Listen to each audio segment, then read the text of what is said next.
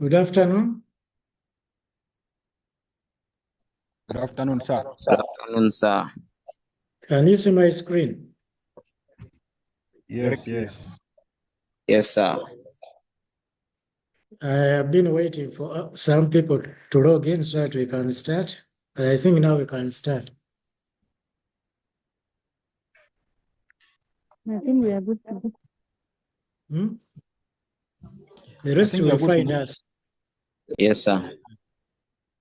Okay, today we are going to look at IT research and also project management. So from today's lecture, I'm sure you'll be able to do the coursework which I gave. All along we have been doing, ever since the semester started, we have been looking at various concepts in IT. So now we want to bring them together because IT is not like a component that you are going to find it there, or like a stone that you are going to find it there and pick it and use it, or it's a metal that I'm going to find it there, pick it and use it. No, IT involves a lot of things. And many organizations today are looking into involving IT in their business processes. So they want to do business, but in a modern way, because we are living in a digital world. You are going to be called by organizations as an IT expert. Help them improve on their businesses to introduce IT into the organizations. So basically what we are going to see today is going to help us to introduce the IT into an organization. And after introducing it, we should then maintain it or manage it. So basically, that's what we are going to go through today. So we begin with research. We want to define what is research.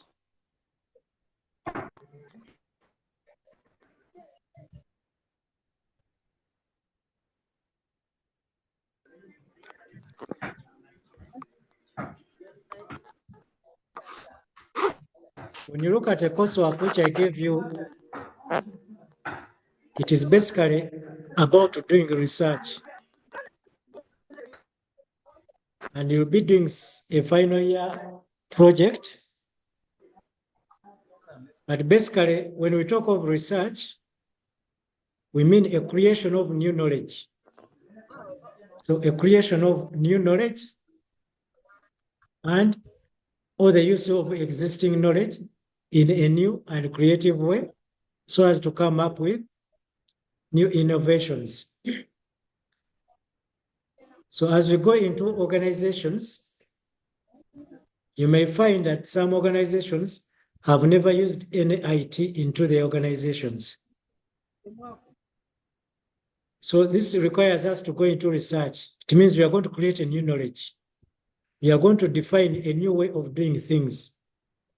Say, for example, in the hospital,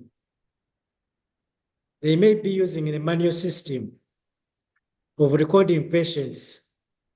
They may be using a manual system of sending a patient to the doctor.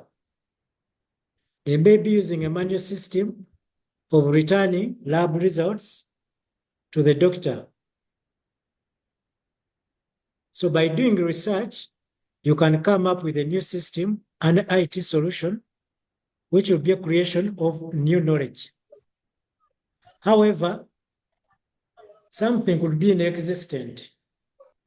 Say, for example, in the same hospital, they maybe have a record for their patients, but it records on accounts, what they are paid. It doesn't record what has been diagnosed by the doctor. So you can improve on it.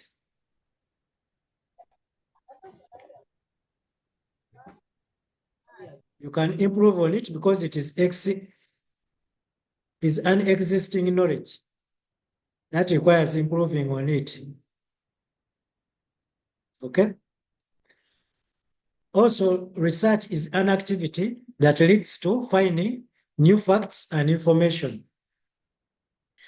You cannot go to do research and, for example, in your research about cars, you discover that cars must use tires in order to move. So what new thing have you invented? Because already cars are using tires, and now you can't tell us you have gone into research, and your research has found out that cars are using tires to move. So there has to be something new, a new fact, a new information that you come up with. You cannot go into an organization in a hospital which already has a database for the patients, and you say you have come up with a database for the patients. What new thing have you come up with? And we say research is a systematic approach. It follows a process. We are going to see this process later on, how it is done. It follows a process. So characteristics of research: it is systematic, following a structured approach, as we are going to see ahead. It has objectives. You must have objectives to follow. So it seeks to remove personal bias and subjectivity. So in research, you must be with the objectives that you are following. Don't follow your own biasness, okay? We shall see later on the objectives of the research.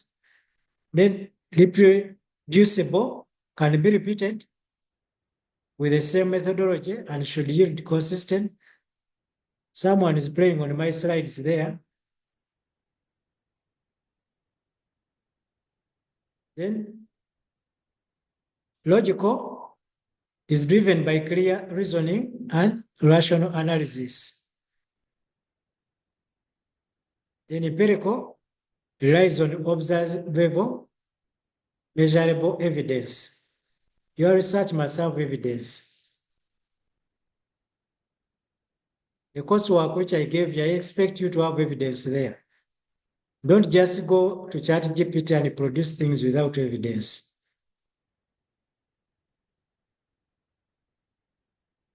Okay? Then let's look at the research outline.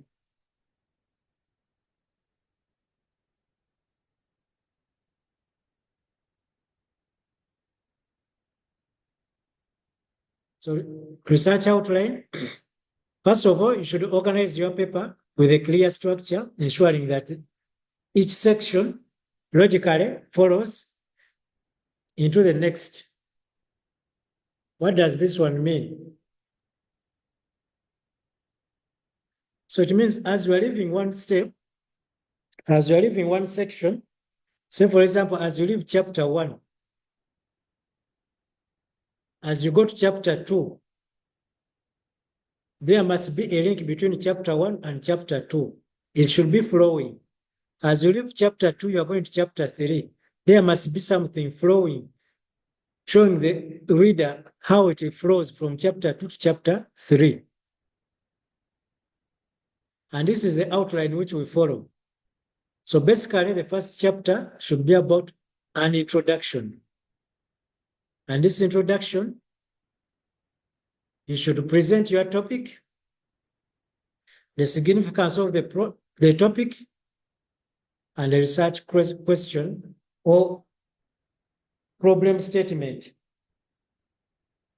So in a problem statement, what exactly is the problem? Okay? So chapter 1 should be clear on that. The topic, significance, and the problem statement. Then chapter 2 is a literature review, which summarizes key research findings from existing literature on your topic. You are not the first person to write about that topic. So many people have already written about it. If you go to Google Scholar, you'll find so many people have written about it. So we need a literature review. We don't want you to duplicate knowledge which is already there. Okay? So in a literature review, you should be able to tell us, what are you adding? What did the other people not do that you want to do? Then methodology, explain how you collected data or conducted experiments. So if you really went to the field and you did the research, you collected data, how did you do it? Okay, so that is the methodology. What method did you use? Then the results and findings, you should be able to present your results and findings from the field, not from your head. The results and findings should not come from your head, but they should come from data collected in the field. Then after presentation, then you should discuss and make analysis of these results and findings. Interpret your results, linking them to your research question and comparing them with existing research.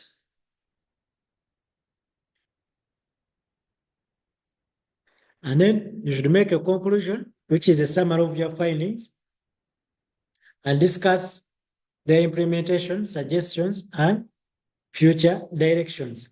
So this is the structure I expect from your coursework, which I gave you. That is the structure I expected. There should be an introduction, a literature review, methodology, results, stock findings, then you discuss them, analyze them, and make a conclusion.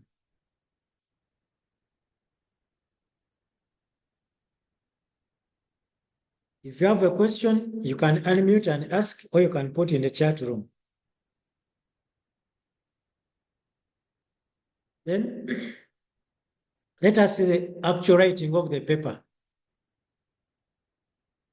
The actual writing of the paper. So it begins with an introduction.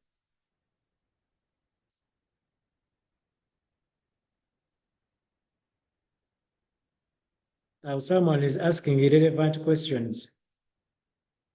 Ask questions which concern which we are discussing now, okay? Don't ask irrelevant questions now. Otherwise, you are going to end up missing the points. So writing the paper, we begin with the introduction. So in the introduction, we start with a strong introduction. Your paper should begin with a strong introduction. Provide the context for your research. State its importance and outline your objectives. So in the introduction, we expect you to tell us what really moved you to write about this topic. Okay? So it has to be a strong introduction whereby it gives the reader, an essence to continue with reading your research or to stop there. So introduction gives us the motive to read your work. It provides the context for your research and gives us the importance and outline. Mark that outline, your objectives. Okay? Of course, even the problem statement is within the introduction. What is the problem? What do you want to solve? Okay? Then we have the main body. The main body begins with a literature review. Literature review. So basically, there are people who have written about the same topic before you. What have they said? So we summarize and critique the studies. You make a summary, also a critique of the studies you have reviewed, the books you have read. What are these books saying about the topic? Okay? What have they not said? Are you agreeing with what they have said or you are not agreeing? And the gap there now is going to form the problem statement of your research. In the methodology, clearly explain how you conducted that research, the results, and the discussion. All that is in the body. Then you come up with the conclusion, is a recap of the main points discussed and the limitations of your research. I'll post this handout in the group. You don't need to write. I'll post it after the lecture.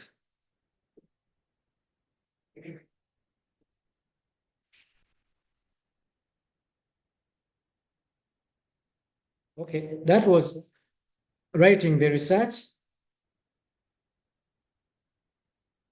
Now, we go to the implementation. Your research which you write is going to turn into a project. So after writing a successful research, then the next step, it is no longer a research paper. Okay, the first step, it is a research paper.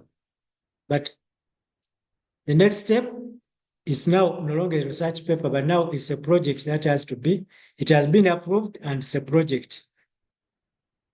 So now I want to look at project management. How do you manage that project? You may have written a good research paper and it has been approved, and maybe the funds are available, but how do you turn that research into a project that can be funded? So this is what we are going to see. We begin with project management. So is the discipline of planning. So that is very important. Project management is a discipline of planning, executing, and closing projects effectively and efficiently. So this is very important, effectively and efficiently. Very, very important things, effectively and efficiently. Then IT project management focuses on managing projects related to information technology such as software development, hardware implementation, and system upgrades. Okay. Just a little minute.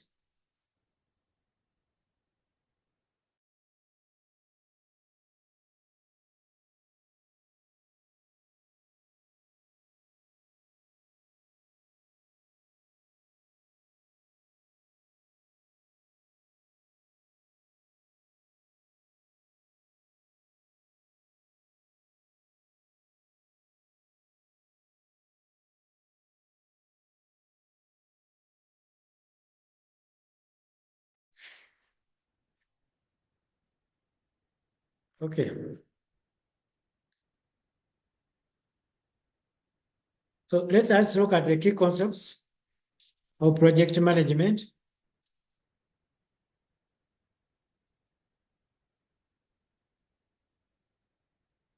I'm seeing there are so many irrelevant questions in the group.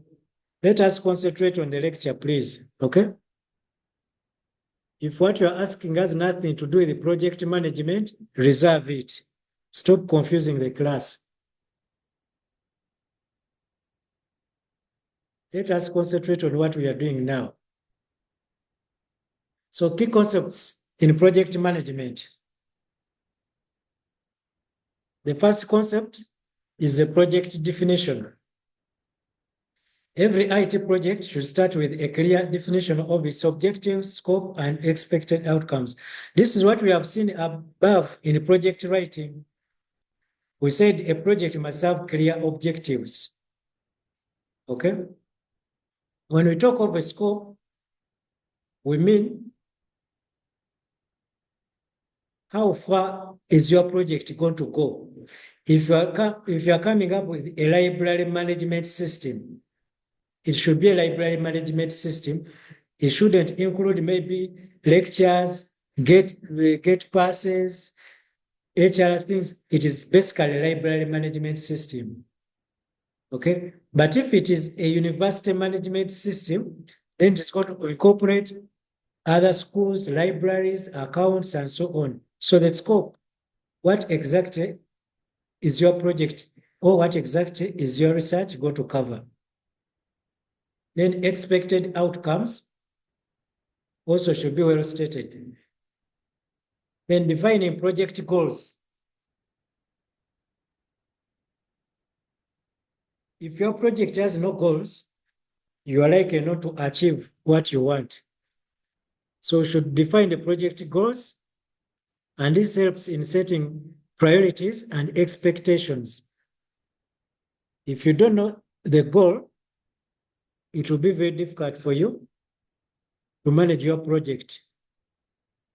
This is why you see many people start up projects, and along the way, they get lost. They can't finish the project because they never knew the goal of a project. Then the project life cycle. So project life cycle includes phases such as initialization, planning, execution, monitoring, and controlling, and closure. So initialization, the project must start. That is initialization. But the same project has to follow a plan. It has to be planned. It has to be planned. Many projects fail because there is poor planning. I can give an example of someone building a house and he has no plan for that house. Today you find the door facing the other side. Next month, when you come back to visit, you think you are going to enter through this door, you find a wall. They say, oh, we changed the door, now it's facing the other side. The third time you come again, you think now they changed the door is here. You come, we again change. Now the sun was coming too much from that side. We change to the other side. So that is a lack of no planning. And no planning also is going to lead to spend a lot of money to run the project. Then each phase has specific tasks and deliverables.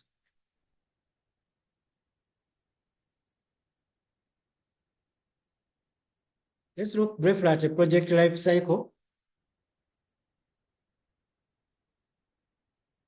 Briefly, here we are just introducing ourselves to these things, but I know you have a full course unit on IT project. There's a full course unit on that.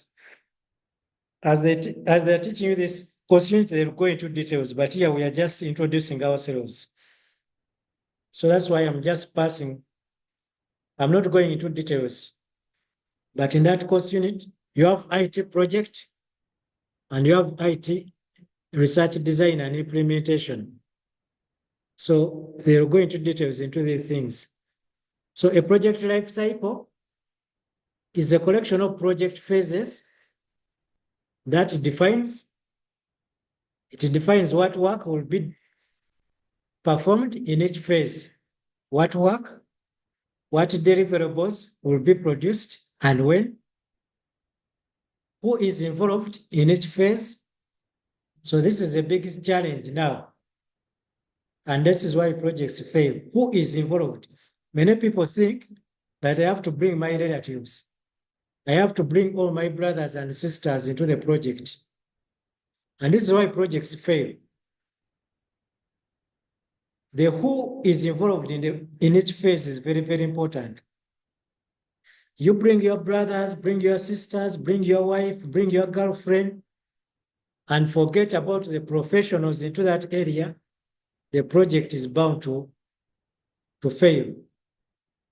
Then how management will control and approve work produced in each phase. Now, the project which you are working on does not belong to you. It belongs to an organization. And that organization has its management. Okay? So this management should work hand in hand. Okay? How management will control and approve work produced in each phase. You have to work hand in hand with management. And when we talk of a deliverable, so that is a product or service produced or provided as part of a project. So not all projects are going to produce a product. Some projects are going to produce a service. So that can also be a deliverable. Then in the early phases of a project life cycle, early phases, we have these key points to note. One,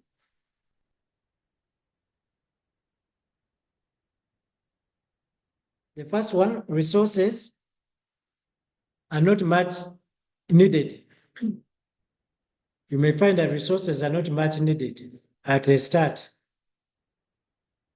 And at the start, there's a big level of uncertainty.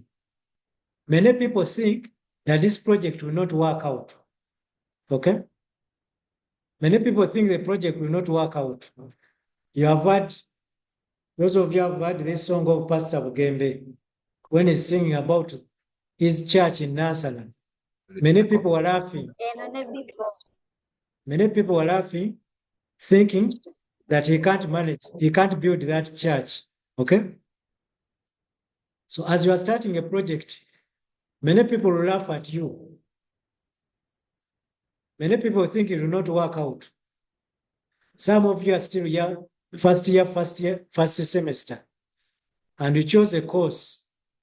Many of your relatives are laughing. They are saying, let us see. I know she cannot finish the university.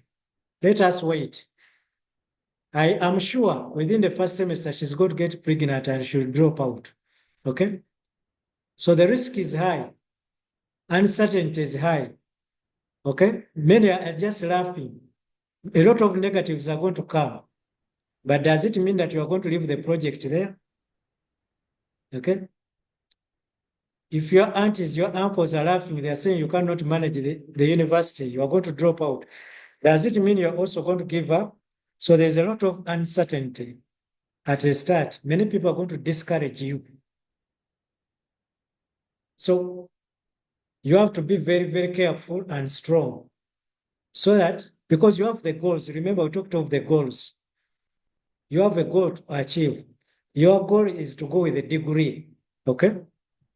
Your goal is to go to the degree, go with the degree, no matter what, you need the degree. You have to go with your bachelor's degree, okay? And not any degree, but a first class or upper degree, okay? So if you are focused on your goal, the uncertainties, the risks will not put you down. Then project stakeholders have the greatest opportunity to influence the project. Who are the stakeholders in your project? You must know who are the stakeholders. Like, for example, in your studies, who are the stakeholders? Are they your parents? Are they the lecturers? Are they your friends? Is it you? Okay.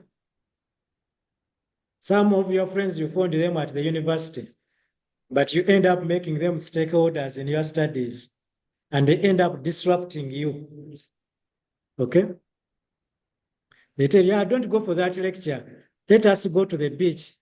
Don't worry, he'll give us marks. You also take on that. You forget your goal. So who is the stakeholder? Who matters in your project? Okay? That is very, very important. Then in the middle phase of a project life cycle, now if you persist and you go to the middle stage, some people drop off at the first stage because of the uncertainties we have seen, because of the discouragements, because the resources are lowest. There are no resources. Remember when you had just started at a university, how many resources do you have? Some of the lecturers, even you spent a week or a first month without seeing them, okay? But now they are available, okay? So the resources are low at first. So if you persist and you go to the middle stage, so in the middle phase of the project, the certainty of completing a project increases. Now, those people were laughing at you that you cannot manage. You cannot go ahead. They are now realizing, hey, this girl has even reached the second year. We thought she cannot even finish the first year. Okay? But now, those who are laughing, they're saying, she has reached the second year. But okay, let's see, second year, she can't manage the second year. Second year things now are tougher. So, but the level of uncertainty now goes down. And people are beginning to see that you are going to manage, okay? And you are going to see more people now are going to come to you saying, my daughter, okay, my cousin, she's my aunt, because they see very soon you are going to graduate and you are going to, your goal is going to be achieved of getting a degree and get a good job. So these people now start coming to you, those who had run away, okay? And more resources are now needed. More resources are needed. Then in the final stages of the project life cycle, the focus is on ensuring that project requirements were met. We are in the season of graduation this October 26th. Students are going to graduate, but you can see them now running up and down because they have reached the end of their study project. Okay, they are making sure they have the requirements. Now people have started to look for marks. He missed marks in the first year, first semester. He's looking for the marks now. Maybe even the lecturer died long ago or is not in that university anymore. Okay? So people are making sure now they have the requirements, they have the marks. Those who have a retake, they are making sure they get the right mark. You see? So at the end, we ensure that project requirements were met. If they were not met, you are going to find it hard to complete your project. Then the sponsor approves completion of the project.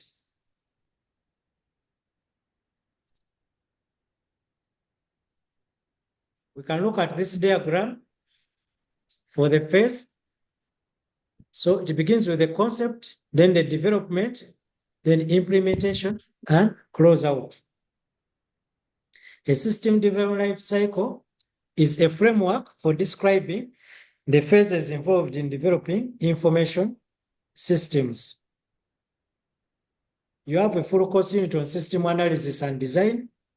So there more explain to you the system development life cycle into that course unit. There's a course unit for system analysis and design.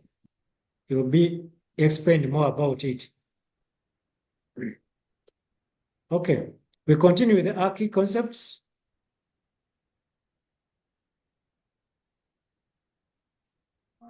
Then we look at a project scope. Remember, earlier on we talked about the scope of the research. So it's the same thing, the project scope. So the scope defines the boundaries of the project. Boundaries, that word is very important, the boundaries of the project, including what will and what will not be delivered. You see, sometimes we start projects and we want to go beyond the boundaries. So at the end of the day, we end up not completing these projects. If your project was to build a house, and of course the house which you want to build is not a stored house, you be on that. The moment after beginning the house, after building a foundation, you start building, then you say, but I've seen the neighbor has made a stored house. Let me also turn this one into a stored house. You are going to run into problems. As we shall see costing, we are going to see costing down there. So the funds will not be enough for you. We are going to see costing of funds. The funds will not be enough for you. So always remain within your boundaries. Remain within your means. In a way, you'll be able to manage your project. So including what will and what won't be delivered. If your goal was not to build a stored house, then don't jump onto the wagon of a stored house. because that was not your goal. Then scope changes should be carefully managed to avoid scope creep. So in case you want to change from a normal house to a flat house to a stored house, then you have to carefully manage that. We shall see in costing. In costing, as we are going to sit down there in costing, how do you manage that in costs? So in case you want to change, you have to do it carefully in order not to run into trouble. Then project schedule. You should create a project schedule, and this involves estimating task durations and dependencies. A schedule. If you have come to study the degree, the schedule is the degree is 3 years. The schedule is the diploma is 2 years. The schedule is the certificate is 1 year. Then for you, why do you want to study a degree for 4 years or 5 years? By doing retakes, okay? You should have a schedule. Just know, I have come to do a bachelor's degree in 3 years. After 3 years, finish your degree and go away. I am going to construct this house this year. Now the year is ending. Some of you had programs for this year. I don't know how far you have gone. So you should have a schedule. So you should use tools like Gantt chart. You can go and read about the Gantt chart. I will not go into much details about it. But a Gantt chart, it visualizes, it helps you to know what stage have you finished. Say, for example, you may say in year one, I'm going to accomplish this. Or in this semester, I'm going to accomplish this. Year 2, semester, I'm going to accomplish this. Year 3, so a Gantt chart should be able to help you and should be able to do a project lifetime. Then you look at the resource management. Resource management, remember we said at the start, the resources are not much needed. But as you go ahead, as you reach the middle stage, you see that you need a lot of resources. So we need to allocate these resources accordingly and efficiently in order to meet our goals. And these resources are basically the people, the equipment, and the budget. So you see that a project is going to rotate about these 3 things: the people you work with on the project, the equipment that you use, and the budget. So how do you allocate these resources? Say, for example, if you're working on a house, you are building a house, you may have builders who are your relatives. You may also have builders who come from a technical company. You may also have builders who are on your village where you are building the house. Okay? So, who of these are you going to use? Who of these are you going to allocate? And if you say, I'm going to bring my people, can you manage them? Will your people build the house you want? Or you are going to fear to tell them because you have brought your brother-in-law, he's the engineer on the site, he makes a mistake, you can't tell him because your fear is your brother-in-law. Then resource constraints can impact project timelines and quality. So the example I've given you of your brother-in-law can be a resource constraint. Because he's your brother-in-law, you fear to tell him where he has made a mistake. If he tells you that I bought cement at 50,000, yet you know cement is at 30,000, you fear to tell him because he's your brother-in-law. So in a way, you're going to compromise the budget Because you brand a cement, a bag of 30,000, now your brother-in-law is telling you cement is 50,000. And you fear to tell him that you are cheating me here. Okay? Again, quality is going to be compromised. When you see that your brother-in-law is not making the things the way you expected, you'll fear to tell him. Okay?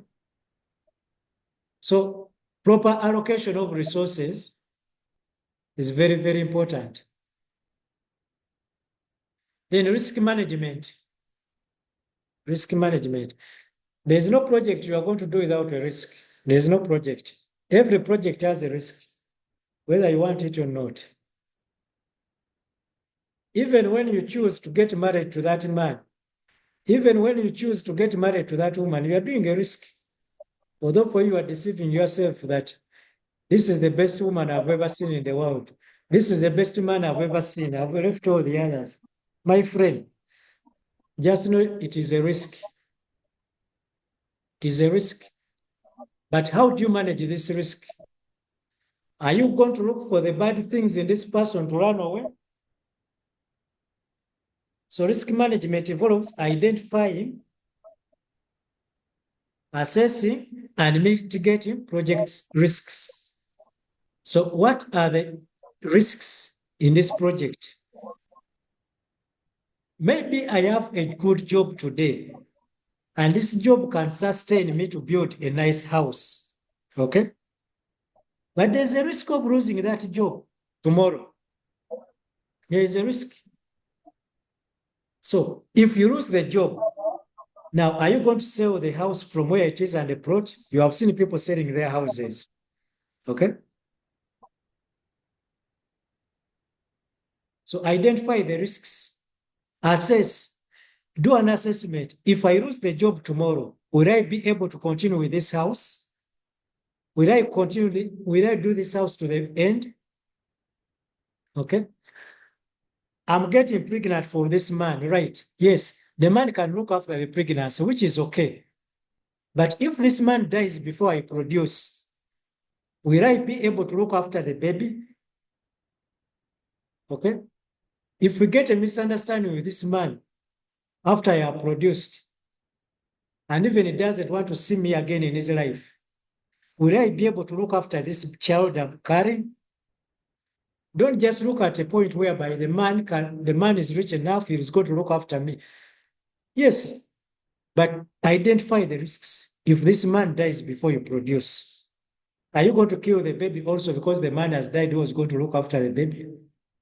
So do an assessment of the risk and do a mitigation of the project risk. Now, mitigation doesn't mean you run away from the project. No. Mitigation means find a solution, a viable solution.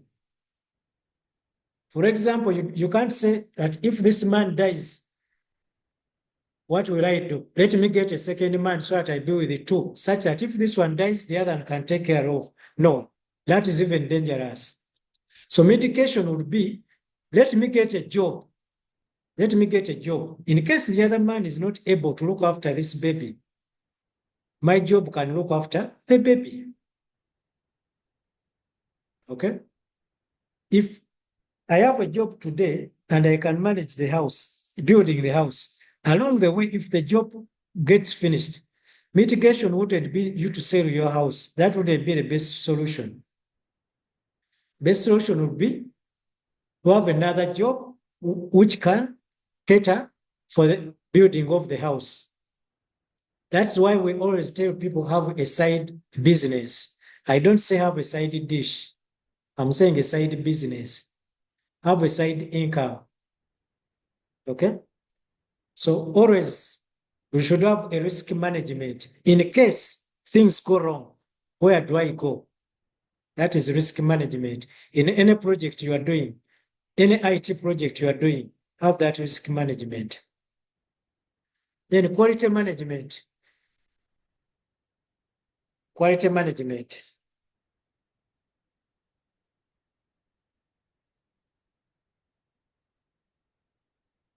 Ensure that the project delivers the intended quality.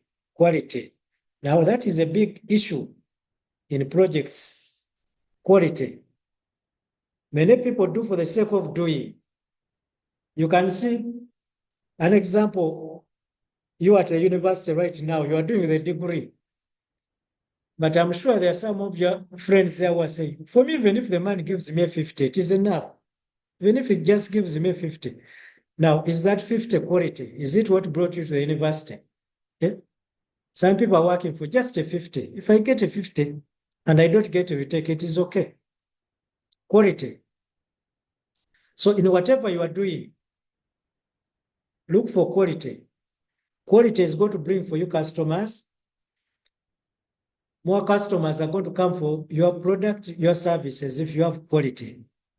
But if you have substandard work which is substandard, just know many people are going to run away from you. I normally tell the builders, especially those who build for me, that when you build for me very well, everybody who passes and sees my house is going to ask me.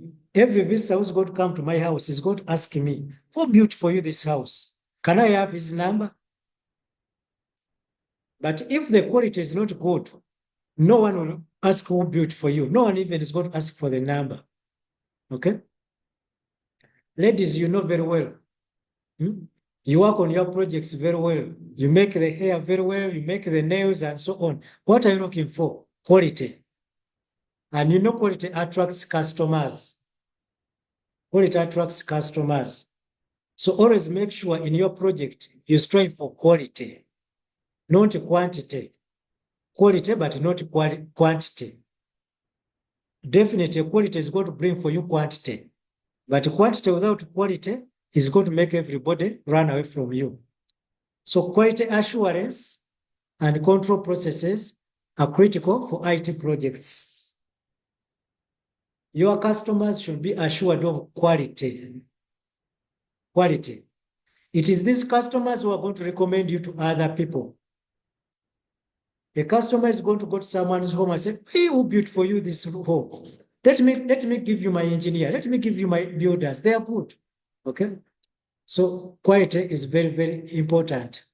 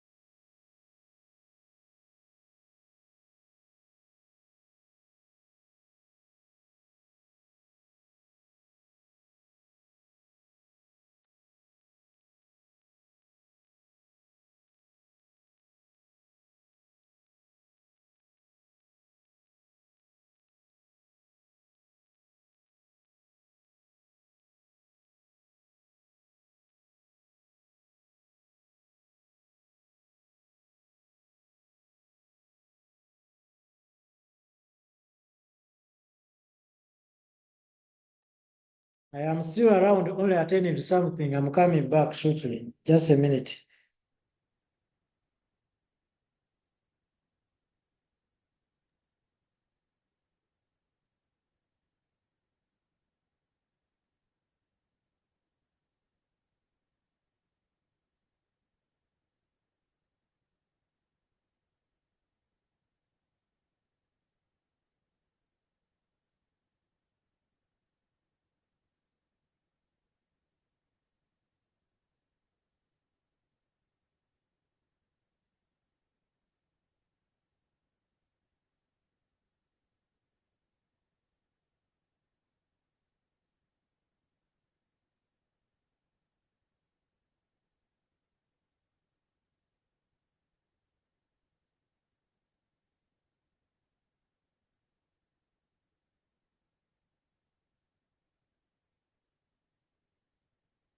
Okay, I'm back. Let us continue.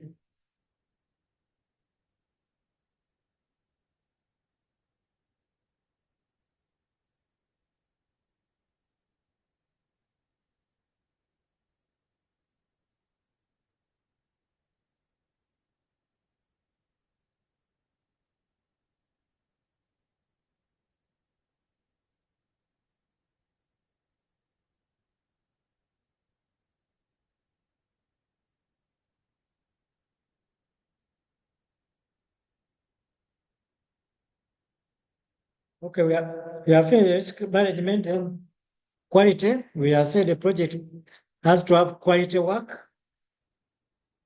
Then communication. Effective communication is vital in the project for team collaboration and stakeholders engagement. There are people you're working with in your project, okay? Make sure you communicate, okay? Make sure you communicate with these people. Like if you're the engineer on the site and you're not going to come, do you communicate to these boys? If you don't communicate, they may end up doing something wrong. Communicate, say, I'm not coming, but you make sure you do this A, B, C, D. Okay? Otherwise, they do what they want. So communication is vital for team collaboration. And even you have seen homes without good communication. Those marriages don't last if there's no communication there. Relationships without communication, they don't last. Hope girls, you know this very well. No communication, everything will not work out. Engage the stakeholders, the owners of the project. Tell them, we have reached at this stage. We have finished this. We are going next to this one, okay? And in the way, people are not going to say that you stole the money. You know why people say that you stole their money? It's because they don't know what is going on. They don't understand. They just see you doing this, all of a sudden you want this, then people don't understand what is going on, okay? If you have bought 10 bags of cement, communicate. Today we have bought 10 bags of cement. Otherwise, people may think you have used the 3 bags, yet you used the 10. So there should be communication. Then we should have regular status updates. Meetings and reports are essential. Regular status updates. Just a minute.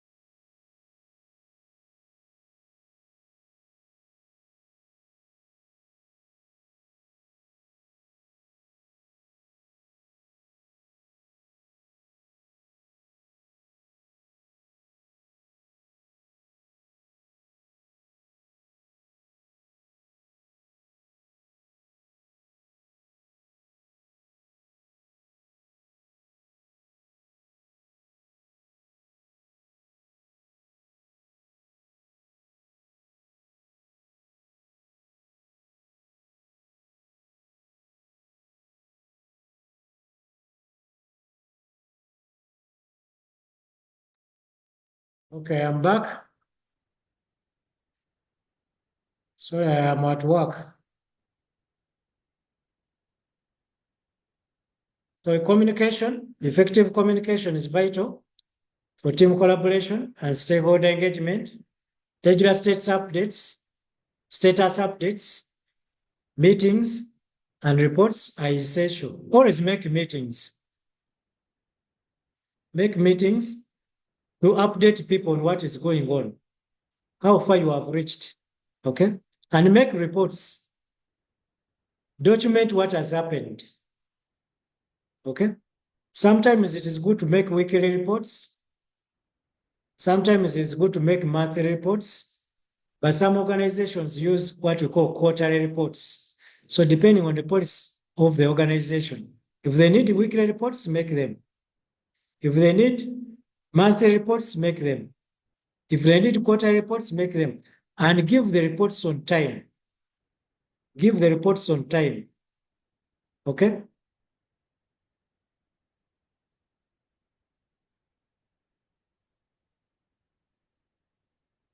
Someone is saying, reshare. Are you not seeing my screen? Is my screen visible? Or because someone is saying I will share the screen? It's visible, sir. Okay. Then number 9, that is the stakeholder management. Identify and engage with project stakeholders, those who affected by or affecting the project. Now, some of you, your sponsors, your parents to the university, even they don't know what you are doing. They know you are at a university, they are paying tuition, but they never know whether you passed or you got a retake or what. Okay? Go to the stakeholder. Identify the stakeholder. Who is the stakeholder in your project? Okay? Engage them. Tell them what is happening. So manage stakeholders' expectations and address their concerns. What are the expectations of your sponsor at a university? Is your sponsor expecting you to become pregnant in year 1, first year, first semester? Is that the expectation of your sponsor? Some of you have killed your parents before they are supposed to die. They know you are the only matchbox in the family. You are the only one who's going to, the family is looking up on you. They are waiting for you to graduate and get a good job. And now you come back with a degree of a capital D in the first year, first semester. You come back with a degree capital D. And you have let down all the expectations and your parents get pressure and they die. By the time of graduation, you have HIV. Okay? So, manage the stakeholders' expectations. What are the expectations of those people who gave you the project? So it is very, very important. Address their concerns. If you think you are going to address your parents' concerns or the benefactor or the person sponsoring your degree, if you think you are going to address their concern by going to the beach, they give you tuition, instead of paying the tuition, then you decide to first put it in your small business somewhere. And then in that business, the thieves come at night and they steal. Then you go back and tell them, you see, Dad, the money you gave me, I thought I have to first do a small business. Now the business has collapsed or they have stolen. Is that the expectation? Is that their concern? Then change management. Be prepared for changes during the project life cycle. Be prepared for the changes. Sometimes changes are inevitable. Sometimes changes are inevitable. You just don't have to continue. So be prepared for those changes. Don't say, for me, I can't change. For me, I will never change. No. Sometimes it is change. It is said, if you don't change, change will do what? Who knows that proverb? If you don't change, change will do what? Change you. Change will change you. So if you don't change, change will change you. So don't be rigid. Don't say me, I cannot change. Okay? You know, girls, they know to change very well. They know very well. A lady can easily say that this man is not taking me anywhere. And immediately she will change. But the only problem, the change where she changes might also be a disaster.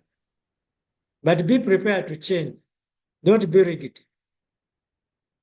But as you are changing, document the changes and assess their impact on the scope, schedule, and budget. Remember, we talked about the scope, schedule, and budget. So anytime you are doing changes, assess the impact. Are these changes within the scope? Will I complete this project in time? Now you find a student in first semester, second year, and this student is going to AR, is saying, I need to change the course. Things have become tough. I have to change. Now the issue is you have completed 1 year. Okay? Now you are going to second year, first semester, and you want to change the course. Are you going to be still able to complete within the 3 years' time? That is the question. So always manage your changes. Look at the impact. Is it going to be within the scope, the schedule, and the budget?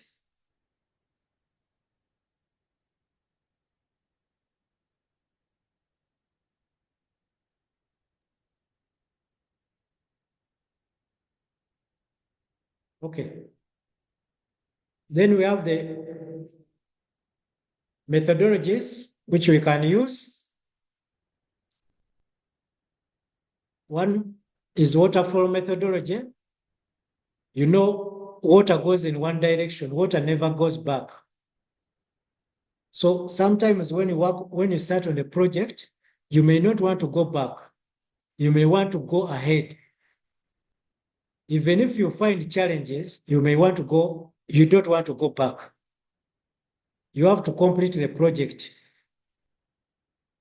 So sequential project management approach, it goes into a sequence, progress through distinct phases, and in a linear fashion. You know, when you open a tap of water, the water just goes continuously. This water does not go back. So that is a waterfall model. Then we have the agile methodology, and it uses iterative and flexible approach. So with the agile, it says, as you are going along with your project, if you discover something is dragging you back, you can go back and restart. You can go back maybe to the planning stage and you plan again. You can even change. That is according to agile methodology. So it emphasizes collaboration, adaptability, and delivering work software in short cycles, and these are called sprints. But we have also what we call design science, and that is the one which I told you to use in your work, the design science. This is a new approach in IT projects, design science methodology. It looks at problem identification and motivation. It looks at what is the problem and why do you want to solve that problem. So basically it answers two things. What is the problem? What is the problem you want to solve? And why do you want to solve that problem anyway? So from that, you are able to define the objectives. You are able to define the objectives, which will help you to solve the problem. After defining the objectives, then you have to do the design and the development itself. Usually, this one will go into IT coding, which I don't expect you in your coursework to go into. But it goes through the designing and the development. So after that, then the demonstration.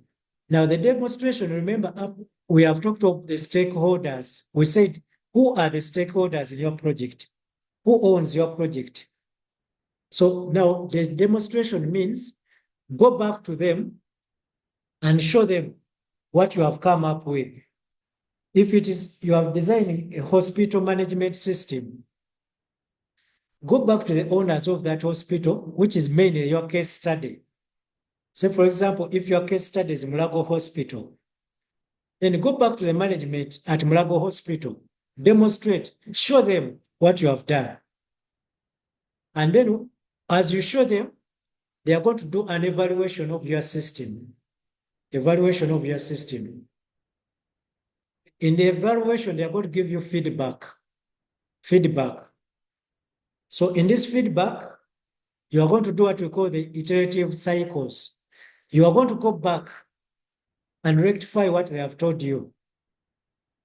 Some people don't hate feedback, especially, and now the ladies will say this man is against us.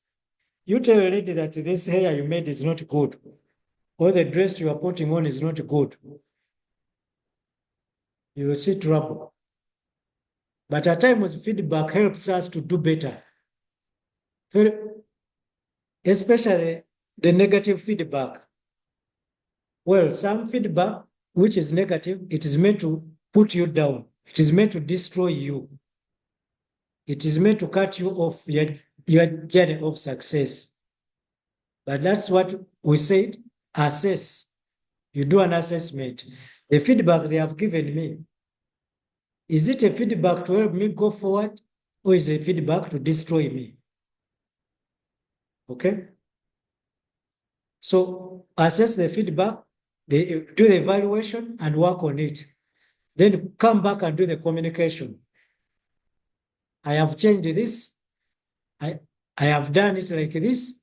Then eventually you communicate the final product. That's why you hear people say, we have a launch of this book. So and so is launching his book. So and so is launching his program. So that is the communication now. You have finished your project. Call the people who are involved, hand the project to them by doing the communication of the project. A third methodology, that is a hybrid, which is a combination of the other, to the waterfall and the agile methodology. You can combine both methodologies. Then we have project management tools.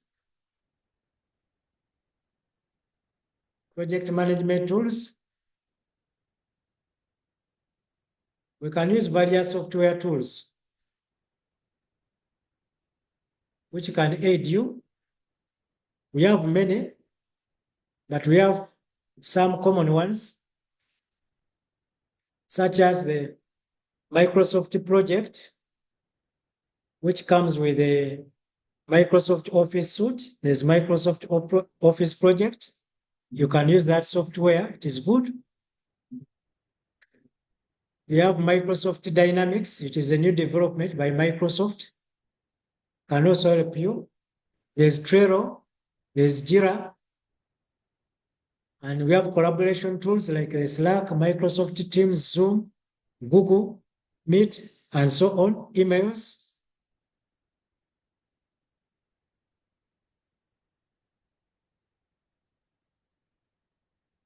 Okay. Now let us look at the cost management. Let us look at cost management. Are people still hearing me? Oh, are we still together? Yes, sir. Okay. Now let us look at the cost. Cost management. So one of the hardest things in project management are the costs, the funds, the money. That's why you hear people say they stole the money. That's why the project has not succeeded. Okay, you have heard this. So we gave them the money, but we don't know what happened. They stole the money. So where does this one come from? So development of an information system involves a number of costs. You are going to deal with the money. So many costs are going to come in. You need to pay the workers. You need to buy the equipment to use. Someone is not muting his micro.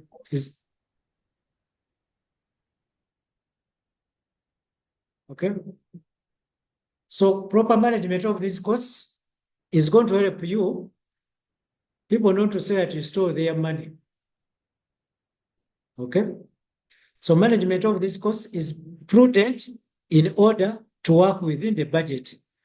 It's not only prudent to work within the budget, but also to have trust of your stakeholders.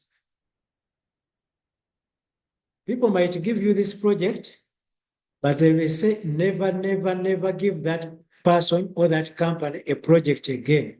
They stole our money. Okay? So when you talk of cost, what do we mean? Cost. So cost is a resource sacrificed or foregone. Ladies on the platform, you hear this very well. Girls, listen to this very well. A cost is a resource sacrificed. There's a sacrifice in cost. Is a resource sacrificed or foregone to achieve a specific objective or something given up in exchange. So a cost, it must be a sacrifice. If I want 5 bags of cement and I give you money, go and buy for me 5 bags of cement, don't buy 3 because I'm also sacrificing. I have foregone a lot of things to say, let me buy cement. Okay? And I want to achieve something. What I want to achieve is my house, to sleep into my house. So you do buy 2 bags, yet for me I have sacrificed. And then you use the rest of the money for the 3 bags to do your own things. Okay? There is a sacrifice in it. When that man gives you that 100K, he has sacrificed a lot. Don't throw it to him and you say, no, there is a sacrifice. There is a sacrifice somewhere. And there's also something given up in exchange. I don't know in exchange of what, the 100K. I don't know in exchange of what. But if it's not your father, or it's not your uncle, or it's not your brother, and he gives you his 100K, even if he tells you, me, I'm not on those things, people be careful. Don't say, for me, I never knew what you made. Who told you? Is he your brother? So you eat his 100K knowing why you are eating it. Swaraj, what are you saying? Okay? So a sacrifice. If someone has sacrificed his 100K and he has given it to you, okay? Something given up in exchange. So costs are usually measured in monetary units, such as Ugandan shillings, dollars, pounds, and shillings. So costs are monetary. That one is self-explanatory, even if I don't go much into it.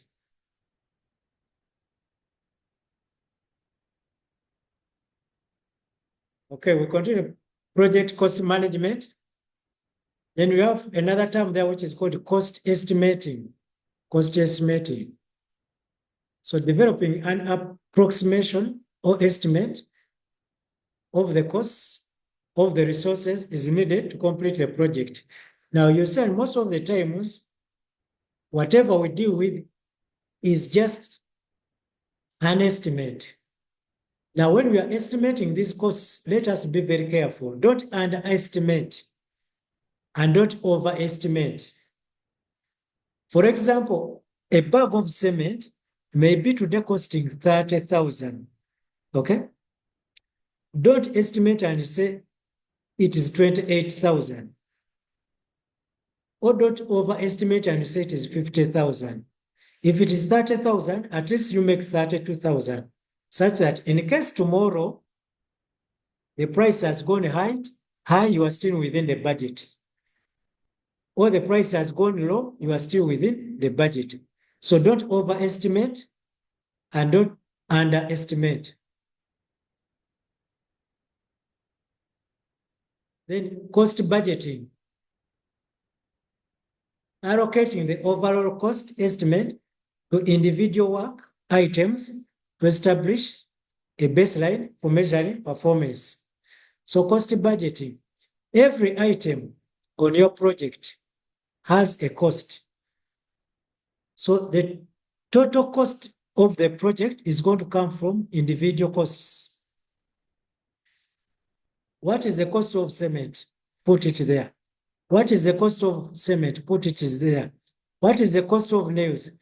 The laborers you are going to bring, the porters, what are the costs? Don't just say building your house is going to cost you 10 billion. Someone is going to say, what is in the 10 billion? So break down the cost. That is cost budgeting. Show the people where this total sum is coming from. Okay? Show where is this money coming from. Don't just say, I'm going to develop a system for you and I need 50 million. What is with, where does the 50 million come from? Okay? Then cost control. Controlling changes to project budget. We have already talked about changes. We said the changes may be there, okay? But in your costing, make sure you put allowances for these changes, okay? Don't make a budget which is so rigid. Make a budget which is flexible to changes, okay? Basic principles of cost management. Basic principles. 1, executive board. Now, as you are making your budget, this is very important. As you are making your budget, most members of the executive board have a better understanding and are more interested in financial terms than your IT jargons, okay? In your budget, don't put a lot of technical terms which people not understand. People may throw away your budget. Your budget should talk a language which these people understand. Don't put your IT jargon, okay? Let your budget talk what people understand. If you're building a house, remember the owner of a house is not a builder. So you put a language which this person is going to understand, okay? So project managers must speak their language. Speak the language which your people, which the owner, which the stakeholders, remember we talked about the stakeholders. Speak their language. If you are coming to IT people, then speak the language which the IT people understand. But if the organization which has called you to develop a system, those people don't understand the IT jargons, don't put there the IT jargons. You may end up losing a project like that because people have not understood what you are saying. So when justifying investments, it is important to focus on the impact on profits, not just revenues or expenses. So your stakeholders are looking, where are they benefiting from? What profits are they making? Okay, so focus on the profit than use of these jargons which are going to confuse people. You avoid that statement, mfuniramu wa. Okay, you avoid people say, mfuniramu wa. Where do I gain from? You talk. At the end of the day, person will say, where do I gain from? Mfuniramu wa. Okay, so that is their focus. What do I gain from your project? Okay, then life cycle costing. So life cycle costing considers the total cost of ownership or development plus support costs for an information system. Allows you to take a big picture view of the cost of IS over its entire life cycle. This helps you to develop a more accurate projection of its financial benefit. So life cycle costing throughout your project, we talked of the changes which are going to be there, the risks which are going to be there, and so on and so forth. So put all this into consideration. Then we have what we call direct costs. Direct costs. So these are costs that can be directly related to producing the products and services of the project.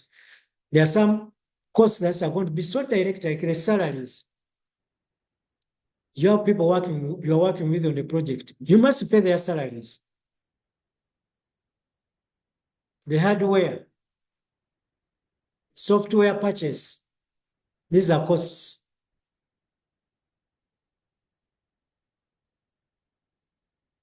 Okay. Then there are also indirect costs. There are some costs which you incur, but they're not directly. For example, you may not have budgeted for a laptop. Maybe you don't need computers in your project. But later on, you discover that I need a laptop. So where are you going to get that money to buy the laptop? Still, you are going to use the project money. So there are some indirect costs you have to budget for them. There are also tangible costs and benefits. And these are measured in terms of money.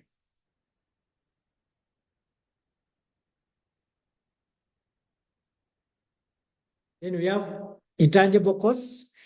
There are also those costs which you can't measure in terms of money. Then we also have what we call sunk costs. So sunk costs, this is money that has been spent in the past. Maybe the time when you are figuring out which project to work on, you spent a lot of money before you realize that this is actually the project I'm supposed to work on.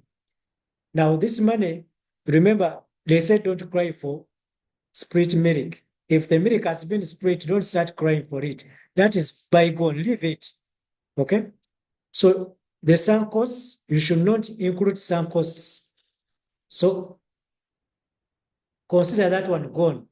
If you have spent money before you start on the project, don't even tell your stakeholders, you see, I also spent this money. They'll say, no, we are not concerned about that.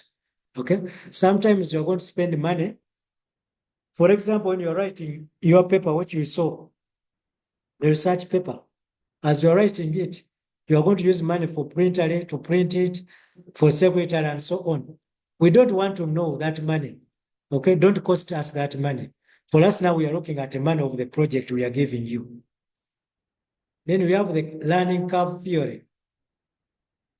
Now you see that some projects, as they come more and more on market, the prices are going to reduce. So you have to put that also into consideration. Then we should also have reserves.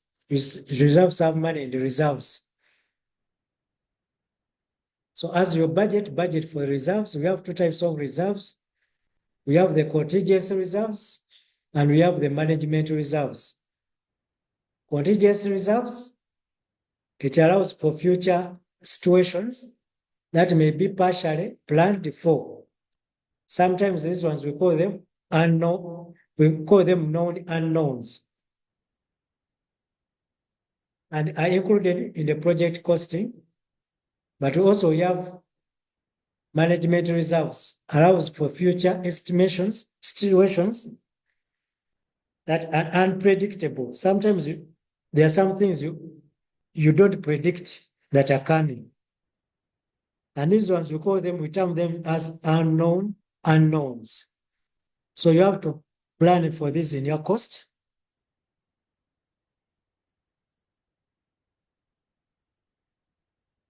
Now, let's look at some problems that are associated with the costing. Some problems are associated with the costing. One, developing an estimate for a large IT project is a complex task that requires a significant amount of effort. Don't just wake up one day and for example, I tell you in the morning, we need to buy computers. Then you say, you need to buy computers, 10 computers. Then you say, first go and make a survey. It takes some time to understand what exactly these people need, especially when the project is big. So if you don't take time to study, you may end up underestimating. And when you underestimate, they will give you the money. There's a project a friend of mine was working on. And he underestimated the project to cost 80 million. And the project was approved, and they gave him the money. After giving him the money, now he came to me. I said, I have won this project and they have given me the money. So I want to start buying these things. Now, the things he put in the project, we want to check on the market, the prices, when the prices are higher.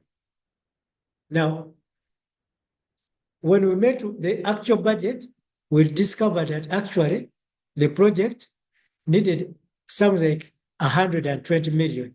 But these people have already given you 80 million. And they expect quality work. Remember quality. Now, the question is, how do you go about this? It is really a challenge. So it is a complex task and requires a lot of effort. People who develop estimates often do not have much experience. I have given that example. You will find that people who write these budgets, they don't have much experience in IT. So if you don't have much experience in IT, look for those people who are experienced to help you. Now, this guy looked for me after he had got the money. And now the money is not enough to do what he told the other people is supposed to do. So if you don't have enough experience, look for people who have that experience. Then also we have human beings are biased towards underestimations. You all know when you go to a shop and they tell you this shirt is 20,000, this shirt is 50,000. Your bias is the one of 20,000 is not good. So you say, at least let me go back and I add on money and I come back for the one of 50,000. So sometimes people are biased. So be careful when you underestimate. You might lose a project because people are biased of your underestimation. I can give one example of a girl. If a man says, should I give you transport? And you say, yeah. And then the man says, how much is your transport? Then you say, no, it is just one, a border is 20K. A border is 20K. And another girl says, the transport, I need fuel for my car, 100K. Another one says, don't worry, I can walk to your place. So, of these three, whom are you going to take serious? So underestimation sometimes is a problem.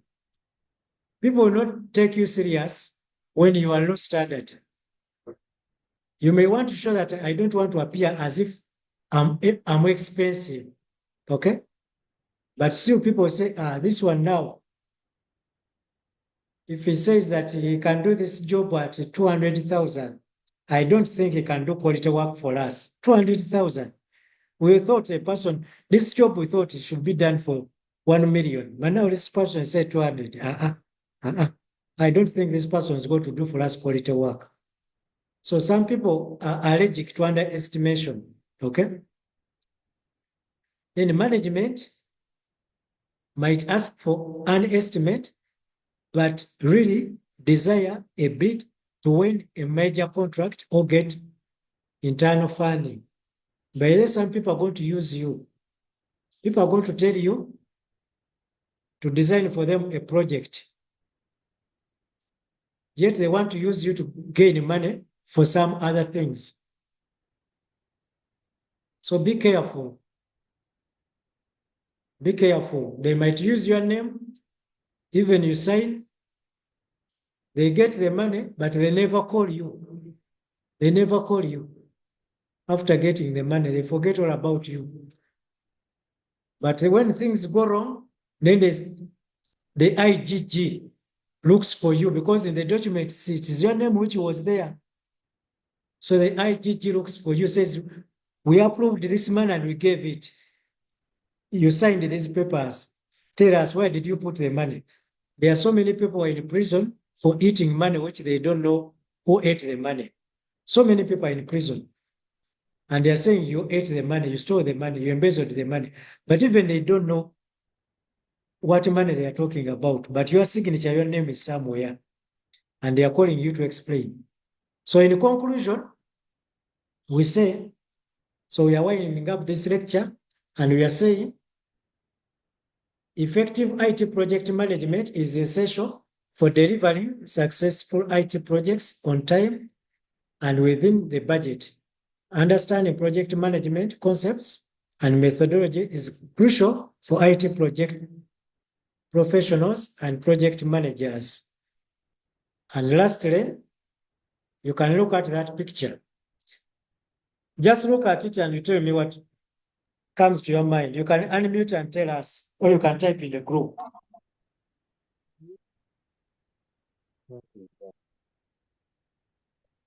When you look at that picture, what comes to your mind? What do you see?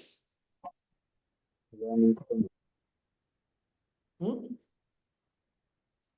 Tell us what you see. What is on that picture? What comes to your mind?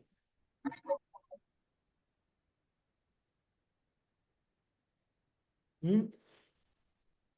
Anyone to tell us? Hmm? The person is confused. He's confused because the toilet paper is not there. Hmm? And some of you find yourselves into that situation. He did what he could be done, and he doesn't know that What? You are not clear, though. toilet paper is You are not clear. Some of you find yourselves into such a situation. You have a running stomach. You have a running stomach, you run. Now, after the stomach has released, then that's when you discover there's no TP, there's no water there's no water, there's no what. Instead of checking those things before you start your project. Okay? I know many of you have gone through that situation. Someone saying at during the night. So,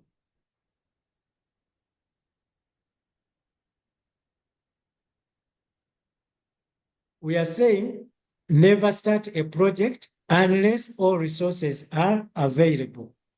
Never start a project unless all resources are available. Okay? So sometimes you may quote 100 million, right? And out of 100 million, you need a deposit. Okay? So if in your project you say, out of 100 million, I need a deposit of 80%, that is 80 million. Okay? Yes. Yes, sir. If I need a deposit of 80 million, then don't start unless they have given you a deposit of 80 million. Because they can say, we have 50 million. Then you say, because you are poor, you need money. You say, okay, you bring. So you are going to end up misusing the 50 million and you are not going to give the quality which is expected of you. Remember, we talked of the expectations of the stakeholders. Okay? They are going to give you 50 million, sir. but they are going to expect you to give a quality product of 80 million deposit. And they will not know that it is them who gave you the 50 million. Okay? So if you know you need a deposit of 80 million, you tell them, please wait until you have the 80 million and then we can start the project. Okay? So we are saying never start a project unless all resources are available. The very people who are going to give you 50 million are the very people who are going to expect you to produce a quality work which is worth the 80 million deposit. And the very people are going to say, we cannot even give you a balance because already you have produced substantial work. Okay? Yet there are the people who gave you money which is not enough.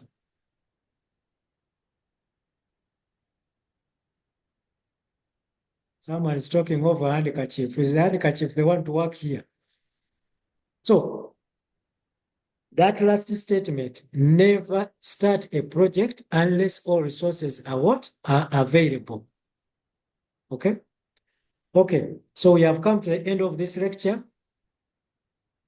It is now open to questions. You can now ask the questions which you want to ask. Otherwise, we have Excuse me, come to the sir. end. Excuse me, sir. Yes, please. So are we supposed to write a detailed management plan, or just going to just outline? A detailed what? A detailed plan, or just we're going to be outlining? My friend, remember you are giving this to an organization, okay? And this organization doesn't have an IT thing. It is going to sell you such that these people can give you a project to work on in the organization. Are you going to just write an outline for them? No. Remember, it is from this write-up. Remember, it is not only you writing. Now, I'm seeing online, we have over 50 students, okay? Now, can you imagine if all of this, they are put out a bid, all of these people are competing, and you want yours to be chosen as the best so that they give you the project. Remember, they have not given the project yet, okay? They have sent out a bid, and they are looking for someone. And now I'm seeing 58 students are online. Now, all of these 58 are going to write, but only one person is going to be given the project. So if for you just give an outline, do you think you are going to merge the winner out of the 58? No. Okay, any other question? I'm going to send the handout in the group, which I have used.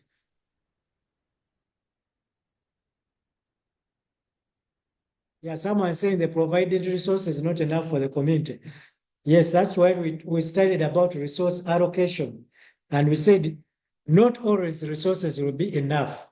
But if they are not enough, how do you allocate them? Maybe your project needed 30 staff, but you have only 20. What are you going to do? So resource allocation is very important. Someone saying, I cannot get a loan and do quality work since risks are also involved in projects. Yes, now that is good. That's why we talk of risk assessment.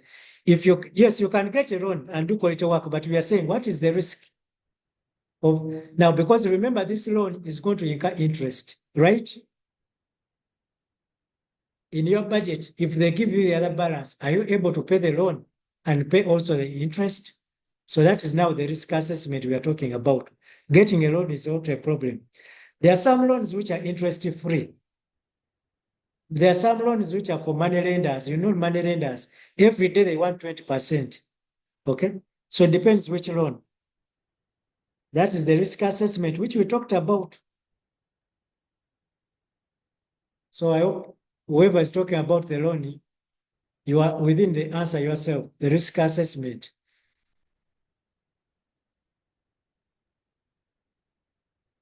As someone saying, always have a plan B. Hope in your relationship, you don't have a plan B. Don't put those in a relationship, especially when you are married. Don't have a plan B. Okay? Can we say enough for today? I'm going to upload this on the YouTube channel, my YouTube channel.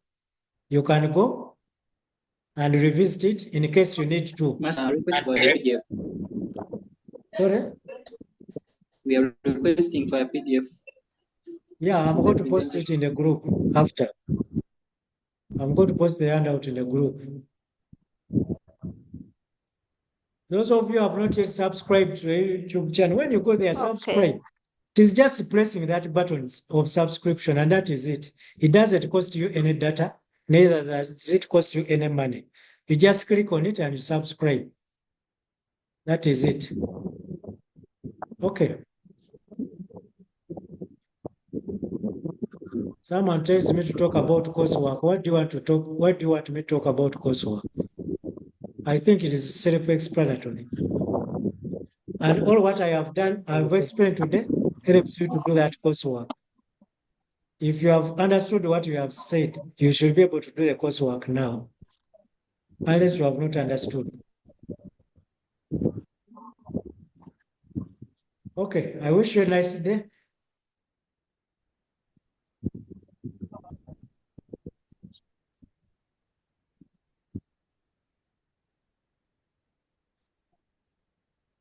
Someone says we don't have coursework. Really? You go to the e-learning platform, the coursework is there. It's not active. You don't have what?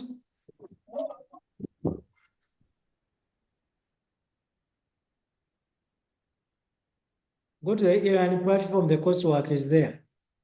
I'll also post it in the group, okay? For ease, I'll post it in the group. I wish you a nice evening.